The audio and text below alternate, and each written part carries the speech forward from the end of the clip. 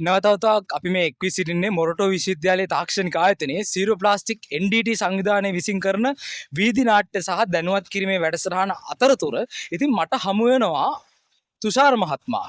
තුෂාර මහත්මයා කියන්නේ තමන්ගේ දෑතේ සවියෙන් පොලිතීන් ප්ලාස්ටික් භාවිතය අඩු කර ඒ වෙනුවට භාවිතා කරගන්න පුළුවන් විකල්ප පොල්කටු සහ ලී වලින් නිෂ්පාදනය කරන දෑතේ සවියෙන් නැගී සිටින ස්වයං ව්‍යාපාරයක් කරගෙන යන ගෞරවනීය මහත්මයෙක්.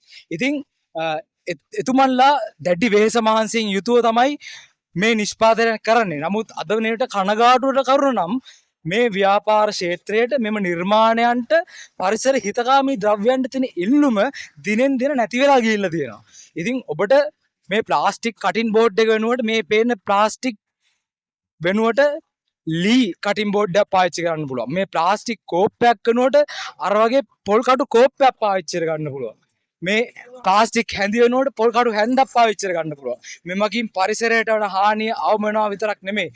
ඔබගේ සහ ඔබගේ ආදරණීයයන්ගේ සෞඛ්‍යයට හිතකර තත්ත්වයක් ඇති කරගන්නට පුළුවන්. ඉතින් සීරෝ ප්ලාස්ටික් NDT සංවිධානයේ විදියට අපි අද ඔබෙන් ඉල්ලන්නේ මේ වගේ දෑතේ මහන්සියෙන් ශක්තියක් දියුණුවට පත්වන්නට බලාගෙන ඉන්න ආදරණීය මහත්වරුන්ට සහයෝගයක් දෙන්න වගේම ඔබගේ සෞඛ්‍ය ගැන හිතා මේ පොලිතින් ප්ලාස්ටික් වලින් බැහැර වෙලා මේ වගේ පරිසර හිතකාමී ද්‍රව්‍යයන්ට යොමු වෙන්න කියන එක මතක් කරමින් අපි නැවත වතාවක් ප්‍රොජෙක්ට් එකත් එක්ක එකතු වෙමු. ස්තුතියි.